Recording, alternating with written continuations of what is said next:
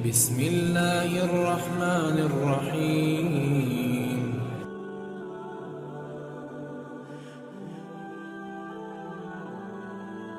عبداللہ بن مسعود نے فرمایا کہ نبی صلی اللہ علیہ وسلم نے نماز پڑھائی۔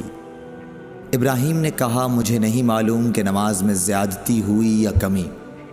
پھر جب آپ نے سلام پھیرا تو آپ سے کہا گیا کہ یا رسول اللہ صلی اللہ علیہ وسلم، کیا نماز میں کوئی نیا حکم آیا ہے؟ آپ نے فرمایا آخر کیا بات ہے؟ لوگوں نے کہا آپ نے اتنی رکعتیں پڑھی ہیں۔ یہ سن کر آپ صلی اللہ علیہ وسلم نے اپنے دونوں پاؤں پھیرے اور قبلے کی طرف منہ کر لیا اور سہو کے 2 سجدے کیے اور سلام پھیرا۔ پھر ہماری طرف متوجہ ہوئے اور فرمایا کہ اگر نماز میں کوئی نیا حکم نازل ہوا ہوتا تو میں تمہیں پہلے ہی ضرور کہہ دیتا، لیکن میں تو تمہارے ہی جیسا آدمی ہوں، جس طرح تم بھولتے ہو میں بھی بھول جاتا ہوں، اس لیے جب میں بھول جایا کروں تو تم مجھے یاد دلایا کرو، اور اگر کسی کو نماز میں شک ہو جائے تو اس وقت ٹھیک بات سوچ لے اور اسی کے مطابق نماز پوری کرے، پھر سلام پھیر کر 2 سجدے سہو کے کر لے۔ صحیح بخاری حدیث نمبر 401۔ انس بن مالک رضی اللہ تعالی عنہ سے روایت ہے کہ عمر رضی اللہ تعالی عنہ نے فرمایا کہ میری 3 باتوں میں جو میرے منہ سے نکلا میرے رب نے ویسا ہی حکم فرمایا۔ میں نے کہا تھا کہ یا رسول اللہ صلی اللہ علیہ وسلم، اگر ہم مقام ابراہیم کو نماز پڑھنے کی جگہ بنا سکتے تو اچھا ہوتا۔ اس پر یہ آیت نازل ہوئی، اور تم مقام ابراہیم کو نماز پڑھنے کی جگہ بنا لو۔ دوسری آیت پردے کے بارے میں ہے۔ میں نے کہا تھا کہ یا رسول اللہ، کاش آپ اپنی عورتوں کو پردے کا حکم دیتے، کیونکہ ان سے اچھے اور برے ہر طرح کے لوگ بات کرتے ہیں۔ اس پر پردے کی آیت نازل ہوئی۔ اور ایک مرتبہ حضور صلی اللہ علیہ وسلم کی بیویاں جوش و خروش میں آپ کی خدمت میں اتفاق کر کے کچھ مطالبات لے کر حاضر ہوئیں۔ میں نے ان سے کہا کہ ہو سکتا ہے کہ اللہ پاک تمہیں طلاق دلا دیں اور تمہارے بدلے تم سے بہتر مسلمہ بیویاں اپنے رسول صلی اللہ علیہ وسلم کو عنایت کریں، تو یہ آیت نازل ہوئی، عسیٰ ربہ ان طلقکن ان یبدلہ ازواجا خیرا منکن۔ اور سعید بن ابی مریم نے کہا کہ مجھے یحییٰ بن ایوب نے خبر دی، کہا کہ ہم سے حمید نے بیان کیا، کہا میں نے حضرت انس رضی اللہ تعالی عنہ سے یہ حدیث سنی۔ صحیح بخاری حدیث نمبر 402۔ عبداللہ بن عمر سے روایت ہے، آپ نے فرمایا کہ لوگ قباء میں فجر کی نماز پڑھ رہے تھے کہ اتنے میں ایک آنے والا آیا۔ اس نے بتایا کہ رسول اللہ صلی اللہ علیہ وسلم پر کل وحی نازل ہوئی ہے اور انہیں کعبے کی طرف نماز میں منہ کرنے کا حکم ہو گیا ہے۔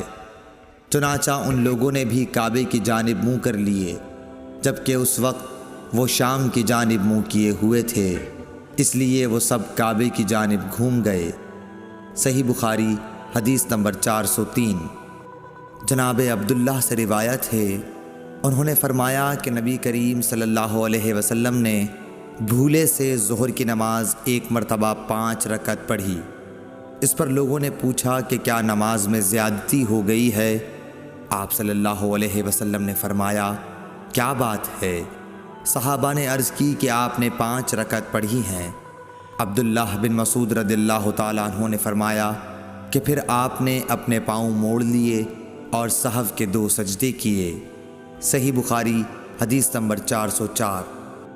انس بن مالک رضی اللہ تعالیٰ عنہ سے روایت ہے کہ نبی کریم صلی اللہ علیہ وسلم نے قبلے کی دیوار پر بلغم دیکھا جو آپ کو ناگوار گزرا، اور یہ ناگواری آپ کے چہرہ مبارک پر دکھائی دینے لگی۔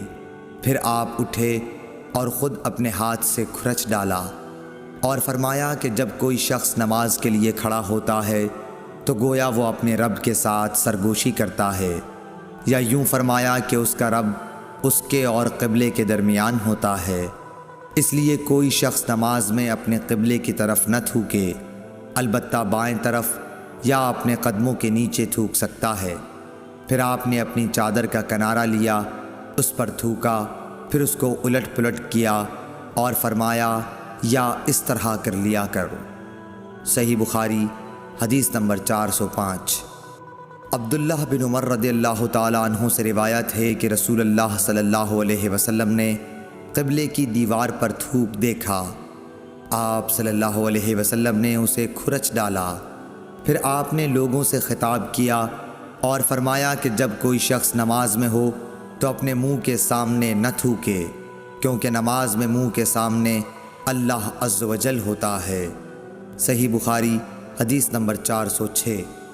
حضرت عائشہ ام المومنین رضی اللہ تعالی عنہا سے روایت ہے کہ رسول اللہ صلی اللہ علیہ وسلم نے قبلے کی دیوار پر رینٹ یا تھوک یا بلغم دیکھا تو اسے آپ نے کھرچ ڈالا۔ صحیح بخاری حدیث نمبر 407۔ انس بن مالک رضی اللہ تعالی عنہ سے روایت ہے کہ نبی کریم صلی اللہ علیہ وسلم نے فرمایا، تم اپنے سامنے یا اپنی دائیں طرف نہ تھوکا کرو، البتہ بائیں طرف یا بائیں قدم کے نیچے تھوک سکتے ہو۔ صحیح بخاری حدیث نمبر 412۔ انس بن مالک رضی اللہ تعالی عنہ سے روایت ہے کہ نبی کریم صلی اللہ علیہ وسلم نے فرمایا، مومن جب نماز میں ہوتا ہے تو وہ اپنے رب سے سرگوشی کرتا ہے، اس لیے وہ اپنے سامنے یا دائیں طرف نہ تھوکے، ہاں بائیں طرف یا پاؤں کے نیچے تھوک لے۔ صحیح بخاری حدیث نمبر 413۔ ابو سعید خدری سے روایت ہے کہ نبی کریم صلی اللہ علیہ وسلم نے مسجد کے قبلے کی دیوار پر بلغم دیکھا تو آپ نے اسے کنکری سے کھرچ ڈالا، پھر فرمایا کہ کوئی شخص سامنے یا دائیں طرف نہ تھوکے، البتہ بائیں طرف یا بائیں پاؤں کے نیچے تھوک لینا چاہیے۔ دوسری روایت میں ظاہری سے یوں ہے کہ انہوں نے حمید بن عبد الرحمن سے ابو سعید خدری کے واسطے سے اسی طرح یہ حدیث سنی۔ صحیح بخاری حدیث نمبر 414۔ انس بن مالک رضی اللہ تعالی عنہ سے روایت ہے کہ نبی کریم صلی اللہ علیہ وسلم نے فرمایا کہ مسجد میں تھوکنا گناہ ہے اور اس کا کفارہ اسے زمین میں چھپا دینا ہے۔ صحیح بخاری حدیث نمبر 415۔ حضرت ابو ہریرہ رضی اللہ تعالی عنہ سے روایت ہے، وہ نبی کریم صلی اللہ علیہ وسلم سے نقل کرتے ہیں کہ آپ نے فرمایا، جب کوئی شخص نماز کے لیے کھڑا ہو تو سامنے نہ تھوکے، کیونکہ وہ جب تک اپنی نماز کی جگہ میں ہوتا ہے تو اللہ تعالیٰ سے سرگوشی کرتا رہتا ہے، اور دائیں طرف بھی نہ تھوکے کیونکہ اس طرف فرشتہ ہوتا ہے، ہاں بائیں طرف یا قدم کے نیچے تھوک لے اور اسے مٹی میں چھپا دے۔ صحیح بخاری حدیث نمبر 416۔ انس بن مالک رضی اللہ تعالیٰ عنہ سے روایت ہے کہ نبی کریم صلی اللہ علیہ وسلم نے قبلے کی طرف دیوار پر بلغم دیکھا تو آپ نے خود اسے کھرچ ڈالا اور آپ کی ناخوشی کو محسوس کیا گیا، یا راوی نے اس طرح بیان کیا کہ اس کی وجہ سے آپ کی شدید ناگواری کو محسوس کیا گیا۔ پھر آپ نے فرمایا کہ جب کوئی شخص نماز کے لیے کھڑا ہوتا ہے تو وہ اپنے رب سے سرگوشی کرتا ہے، یا یہ کہ اس کا رب اس کے اور قبلے کے درمیان ہوتا ہے، اس لیے قبلے کی طرف نہ تھوکا کرو، البتہ بائیں طرف یا قدم کے نیچے تھوک لیا کرو۔ پھر آپ نے اپنی چادر کا ایک کنارہ لیا، اس میں تھوکا اور چادر کی ایک تہہ کو دوسری تہہ پر پھیر لیا اور فرمایا، یا اس طرح کر لیا کرے۔ صحیح بخاری حدیث نمبر 417۔ حضرت ابو ہریرہ رضی اللہ تعالی عنہ سے روایت ہے کہ رسول اللہ صلی اللہ علیہ وسلم نے فرمایا، کیا تمہارا یہ خیال ہے کہ میرا منہ نماز میں قبلے کی طرف ہے؟ اللہ کی قسم، مجھ سے نہ تمہارا خشوع چھپتا ہے نہ رکوع، میں اپنی پیٹھ کے پیچھے سے تم کو دیکھتا رہتا ہوں۔ صحیح بخاری حدیث نمبر 418۔ انس بن مالک رضی اللہ تعالی عنہ سے روایت ہے کہ نبی کریم صلی اللہ علیہ وسلم نے ہمیں ایک مرتبہ نماز پڑھائی، پھر آپ منبر پر چڑھے، پھر نماز کے باب میں اور رکوع کے باب میں فرمایا، میں تمہیں پیچھے سے بھی اسی طرح دیکھتا رہتا ہوں جیسے اب سامنے سے دیکھ رہا ہوں۔ صحیح بخاری حدیث نمبر 419۔ عبداللہ بن عمر رضی اللہ تعالی عنہ سے روایت ہے کہ رسول اللہ صلی اللہ علیہ وسلم نے ان گھوڑوں کی جنہیں جہاد کے لیے تیار کیا گیا تھا مقام حفیہ سے دوڑ کرائی۔ اس دوڑ کی حد ثنیۃ الوداع تھی، اور جو گھوڑے ابھی تیار نہیں ہوئے تھے ان کی دوڑ تثنی الوداع سے مسجد بنی زریق تک کرائی۔